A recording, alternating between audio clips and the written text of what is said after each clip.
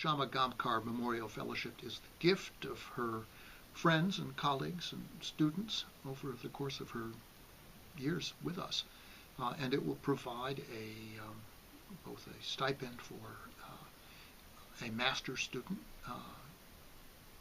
from now into the indefinite future as a permanent memorial to Shama. Shama was one of my first professors at LBJ, and she's just one of the nicest people I think anyone could have hoped to have met here.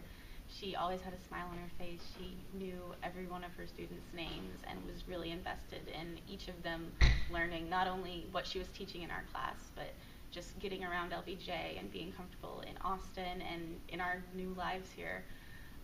She always had snacks, and she was just always available for us, anything we possibly could have needed from her. When I got the email from LBJ, the acceptance email, it had Professor Gamkhar's email ID on it. And I had never left India before. Nobody in my family had ever left India before. So it was a big, big step for me. And I wrote to her. I wrote to her about, how is the move going to be and what are the things I should bring from India? What do you think? And she called. In 2 days, she called me and she said, "You're coming home. I'm going to be here. So don't worry, things will be okay." And when I got here, she really took care of me initially. I mean, of course, throughout, but more initially. She would tell me where to do grocery shopping from, what kind of juice, what kind of milk, what kind of bread to buy. I was completely overwhelmed, as most international students are.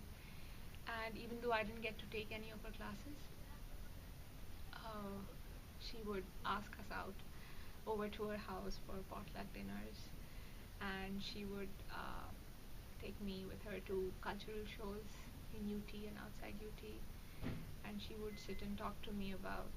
I had mentioned that I wanted to do a PhD, and she would counsel me on how to apply. And I wish she was here today to see that it came true and that I will be going ahead. Uh, she was a really wonderful person.